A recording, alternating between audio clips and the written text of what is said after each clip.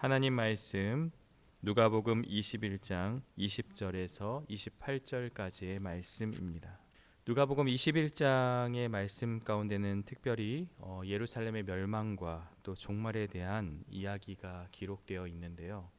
사실 종말에 대한 징조보다는 예루살렘 성전의 멸망에 대해서 더 구체적으로 말씀하고 있습니다. 이 말씀을 문자 그대로 받아들이는 이단들이 참 많이 있었는데요. 그 날과 그 시 그리고 성경에 일어나는 그러한 현상들을 문자적으로 받아들이고 문맥을 보지 않고 그것을 그렇게 받아들이면서 이제 모든 것이 끝났다라고 말하며 재산을 다 바치고 또 집단 생활을 하다가 그날과 그 시가 되었지만 아무런 일이 일어나지 않는 것을 보면서 그렇게 했던 한 1990년대 제가 어렸을 때 그런 일들이 있었고 또 이 재림에 대해서 생각하면서 굉장히 두려워하고 무서워 떨던 그러한 기억이 저에게도 있습니다. 그러나 본문은 그것을 말하는 것이 아니죠. 먼저는 예루살렘의 멸망은 그들이 성전으로 오신 성전보다 더 크신 예수님을 받아들이지 않고 계속해서 선민 사상에 붙잡혀서 스스로가 혈통과 어떤 그러한 것으로 구원받는다고 착각한 그들에게 더 이상 성전이 너희에게 구원을 주는 것이 아니라 이제 재림주 그리고 심판주로 오실 예수님만이 모든 것을 구원하시는 구원자임을 우리에게 가르쳐주고 있는데요. 오늘 성경은 20절부터 28절까지 예루살렘의 멸망과 또 마지막에는 예수님의 다시 오심에 대해서 설명하고 있습니다. 먼저 20절 말씀을 보면요. 너희가 예루살렘이 군대들에게 애워싸이는 것을 보거든 그 멸망이 가까운 줄을 알라. 예루살렘이 군대들에게 애워싸인다, 포위된다는 것을 말하는데요. 이 일은 실제로 일어난 일입니다. 당시에는 예수님께서 아직 죽음, 부활, 승천이 이루어지지 않은 시기이기 때문에 한 30년쯤 지난 후에 AD 70년에 실제로 로마에 의해서 예루살렘이 멸망을 당하게 됩니다. 그것을 지금 예언하고 있는데요. 당시에 네로 황제가 로마를 지배하고 있었고 그리고 베스파시아누스를 파견하여서 또 그 땅 가운데 여러 가지 반란이 일어났다는 것은 로마의 입장에서 보면 반란이고 이스라엘의 입장에서는 독립운동이겠죠. 그러한 반란 가운데 그것을 진압하기 위해서 베스파시아누스를 이제 파견하였고 그런데 갑자기 네로가 죽게 됩니다. 네로가 자살을 했다라는 기록이 있는데요. 그러니까 중앙에 이제 로마의 정부가 이제 혼란 가운데 있을 때 이 베스파시아누스는 이제 중앙으로 들어가서 이제 황제가 되기 위한 그런 준비들을 하게 되죠. 그러면 이제 이 예루살렘은 누가 담당하게 되느냐? 그 아들인 티투스가 이제 예루살렘을 이제 멸망시키게 되는 것이죠. 실제로 일어난 역사적인 사건을 이제 예언을 하시면서 일어날 것을 말씀하고 있습니다.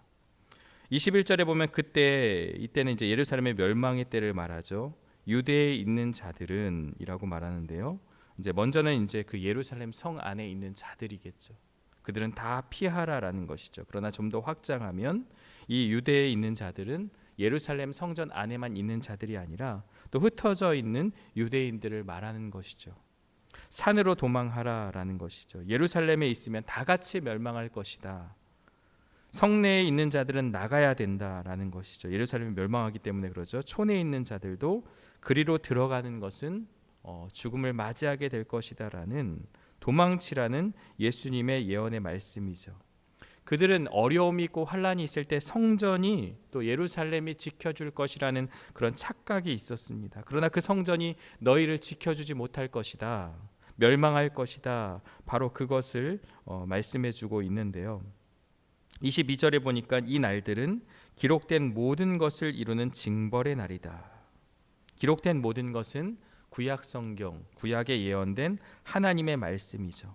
이날에 일어나는 모든 일들은 이스라엘이 또한 회개하지 않고 하나님 앞을 떠나고 하나님 앞에 죄를 지었고 또 하나님을 떠난 그 결과로 인하여서 징벌이 있을 것이다 라는 것인데 이 징벌의 날이라는 것은 인간의 힘으로 어떠한 것도 할 수 없는 무기력한 그러한 심판의 날이다라는 것을 말씀하고 있어요. 구약의 예언이 성취된다는 거죠. 하나님의 말씀은 반드시 이루어진다라는 것. 우리는 이 말씀을 통해서 다시 한번 깨닫게 됩니다. 계속해서 그날에 대해서 말하고 있어요. 23절에 보면 그날에는 아이 벤 자들과 젖 먹이는 자들에게 화가 있으리니, 이 말을 그대로 뚝 떼놓고 보면 아이를 가지고 어린 아이가 있는 사람들은 더 큰 화가 있을 것이다 라고 말하지만, 당시의 상황을 생각해 보면 예루살렘에 멸망당하는 그 상황 가운데 아이를 벤 자들은 도망가는 것에 어려움이 있겠죠. 그리고 그 아이와 함께 그 멸망 가운데 있으니 그 부모의 마음은 얼마나 더 큰 아픔이 있겠습니까? 어린 아이가 있는 자들도 마찬가지죠. 도망가는 것에 용이하지 않고 또 함께 멸망을 당하니 얼마나 더 큰 화가 있겠느냐라는 것을 우리에게 말씀하고 있습니다. 움직임에 제한이 있는 것이죠. 이 백성에게 진노가 있을 것이다. 전체적으로 이 말씀들은 다 실제 상황을 말하고 있는 거예요. 너무나도 처참하고 또한 그 멸망 가운데서 심판이 있는 그러한 상황 가운데서 너무나도 큰 고통과 아픔이 있음을 그렇게 말해주고 있는 것이죠. 계속해서 24절은 그들이 칼날에 죽임을 당하며 모든 이방에 사로잡혀 가겠고 예루살렘은 이방인의 때가 차기까지 이방인들에게 밟히리라. 예루살렘의 멸망에 대해 이야기하면서 그것이 이제 이방인들을 통해서 이루어진다라는 것을 말하고 있습니다. 이방인의 때는 언제까지인지 알 수 없지만 지금까지도 예루살렘은 회복이 되고 있지 않죠. 이방인들을 통해서 심판과 멸망을 당할 것이다. 그러나 이것은 또한 신학적으로 보면 무엇을 말하냐면 이제 이방인들에게도 복음의 문이 열렸다라고 확장해서 우리가 또 해석해 볼 수가 있습니다. 이제 이 나라 가운데 예루살렘의 멸망을 통해서 이제 예수님을 믿는 모든 자에게, 그 이스라엘 백성뿐만이 아니라 모든 믿는 자에게 복음이 전하여지고 그 복음이 이제 주어졌죠. 그래서 모든 사람이 이제 하나님을 믿게 되는 그러한 시대가 오게 된 것을 또한 말하는데요. 오늘 우리에게 적용해 본다면 오늘 우리도 어떤 그런 선민 사상이 있지 않나 생각을 해봐요.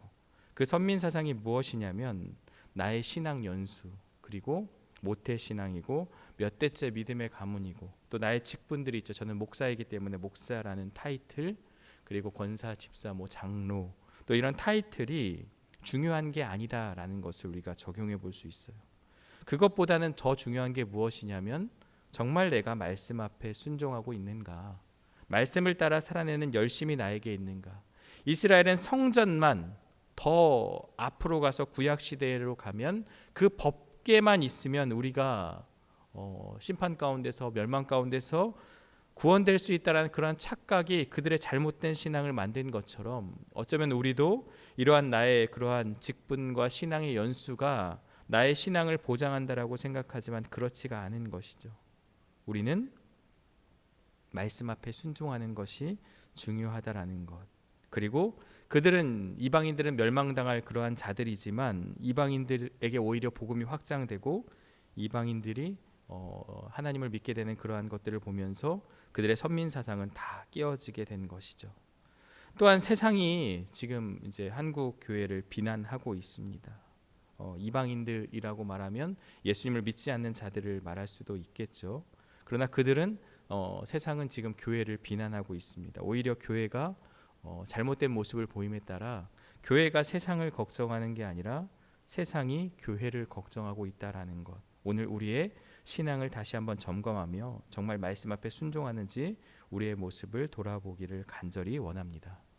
25절과 26절은 계속해서 확장해서 인자가 오실 때의 징조라고 말하기도 하지만 가까운 문맥을 보면 예루살렘의 멸망에 대한 확장이다라고도 볼 수가 있어요. 1월 성신 해와 달과 별에는 징조가 있겠다. 땅에서는 민족들이 바다와 파도와의 성난 소리로 인하여 혼란한 중에 곤고하리라.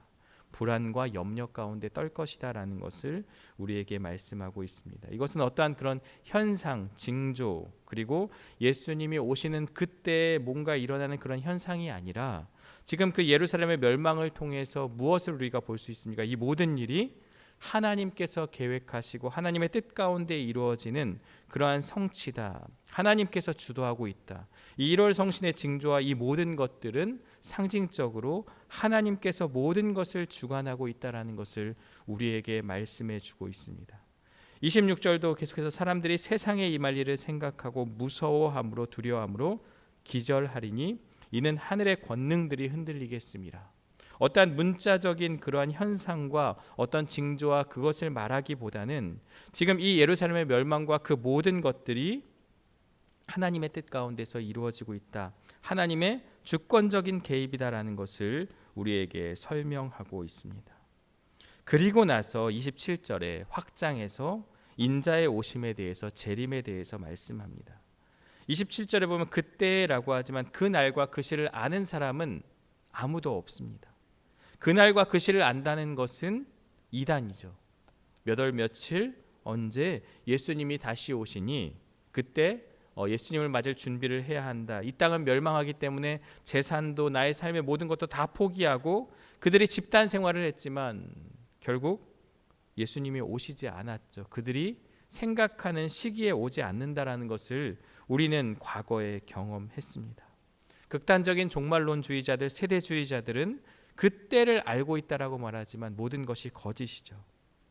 그러나 그때에는 사람들이 인자가 구름을 타고 능력과 큰 영광으로 오는 것을 보리라. 인자의 오심에 대해서 말하는데요.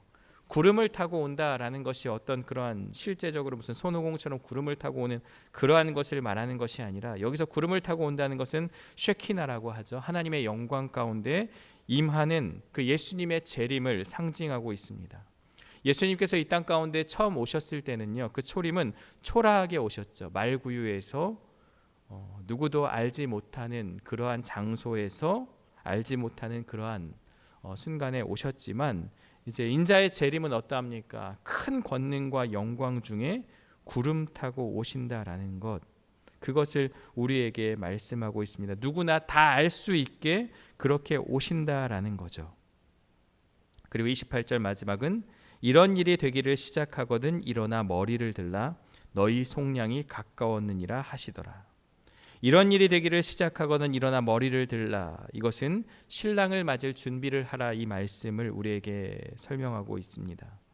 우리는 재림이라는 것이 예수님의 다시 오심이 굉장히 두렵고 떨리는 일이라고 생각한 적이 참 많이 있습니다.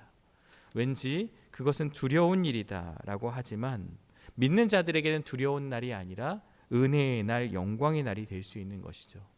우리가 시험 공부를 열심히 하면 시험이 두렵지 않은 것처럼 이 땅을 살아가며 예수님이 다시 오실 그 날과 그 시를 우리는 알지 못하지만 믿음 가운데 살아가면 그날이 언제인지 알 수 없지만 그날이 오게 되면 기쁨 가운데 영광스럽게 우리 주님을 맞이할 수 있게 되는 것이죠. 그날은 너희의 속량이 가까웠다. 구원의 날, 구속의 날, 몸값을 지불하신 그 예수 그리스도의 그 십자가의 그 구원의 은혜가 이루어지는 놀라우신 그러한 날이다라는 것. 이미 우리에게 구원은 임했지만 영화, 그러니까 영광스럽게 되는 그 날을 말하고 있는 것이죠. 그래서 복음에는 양날의 검이 있습니다. 믿지 않는 자들에게는 심판이지만 믿는 자들에게는 구원이 임한다라는 것이죠. 그리고 이제 내일 우리가 보게 될 말씀 가운데는 비유로 무화과 나무에서 배울 교훈에 대해서 말하고 그러면서 적용으로 기도하며 깨어 있으라라고 우리에게 말씀하면서 21장이 맞춰지게 되는 것입니다. 오늘 말씀은 여기까지인데요. 오늘 말씀을 통해서 우리가 몇 가지 생각해 볼 적용점이 있습니다. 첫 번째는 하나님의 말씀은 반드시 성취된다라는 것입니다. 역사가 그것을 증명하고 있죠. 예루살렘이 실제로 멸망하였고 또 그 일이 이루어졌다라는 것. 우리가 그런 사건만이 아니라 구약 성경부터 시작해서 쭉 말씀을 보게 되면요. 예수님의 그런 오심과 또 재림과 그 모든 것들 또 그 모든 현상들은 반드시 성취된다라는 것을 우리에게 말씀하고 있습니다. 하나님의 말씀은 반드시 이루어진다라는 것. 바로 그것의 하나의 현상으로서 예루살렘의 멸망이 보여지고 있습니다. 또한 여기 말씀을 보면요. 역사의 주관자는 하나님이시다라는 것. 이 모든 일어나는 현상들이 하나님의 뜻 가운데서 이루어지는 것임을 우리에게 말씀해 주고 있습니다. 그리고 예수님의 재림이라는 것은 우리에게 두려운 일은 아니다. 예수님의 재림은 우리에게 부활의 날, 또 부활이 성취되고 이제 이 땅 가운데서 이제 영광스럽게 이루어지는 그러한 날이라는 것을 말하는 것이죠. 부활은 이미 이루어졌고 이제 영화로서 이미 임한 그 하나님의 나라가 완전히 성취되는 그 영광스러운 영화의 날이 되어진다라는 것이죠. 그래서 우리가 두려움 가운데서 떠는 것이 아니라 지금처럼 말씀 가운데 바르게 살아가는 것, 그렇다면 우리에게 재림은 두려운 날이 아니라 영광스러운 날로서 우리가 신랑을 맞이할 수 있다라는 것을 우리는 기억할 수 있게 되는 것입니다. 그리고 우리 주님은 다시 오신다라는 것이죠. 그래서 깨어 우리가 기도하고 있어야 된다라는 것이 이제 내일 말씀 가운데 이제 기록되어 있는데요.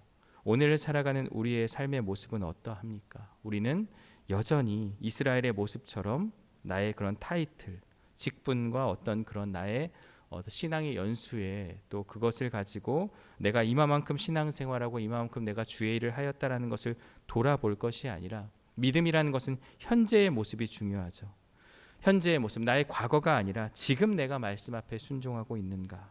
그렇다면 재림은 결코 두려운 날이 아니라 영광스러운 하나님 나라의 그 완성이 이루어지는 그 날임을 기억하고 오늘 내가 속한 자리에서 말씀 앞에 순종하는 저와 여러분 되시기를 주의 이름으로 축원합니다. 함께 기도하겠습니다. 사랑과 은혜의 하나님, 오늘 주신 말씀을 통해서 오늘 마지막 때를 살아가는 우리에게 또 여러 가지 말씀을 주심에 감사합니다. 예루살렘의 멸망을 통해서 성전이 예루살렘이 결코 그들을 구원하지 못함을 보게 됩니다. 예수님의 오심으로 말미암아 예수님을 믿는 것만이 구원받을 수 있는 유일한 길임을 기억하고 또 그것을 통해서 오늘 우리의 삶을 점검해 보기 원합니다. 오늘 우리도 나의 신앙 연수 또 직분이 나의 신앙을 보장하는 것이 아니라 매일 말씀 앞에 살아가고 있는지를 점검하게 하여 주시고 무엇보다도 우리의 하나님의 말씀은 반드시 이루어진다라는 것을 기억하고 또 그것을 마음에 붙잡고 살아가는 우리 모두가 되게 하여 주옵소서. 예수님의 이름으로 기도드리옵나이다. 아멘.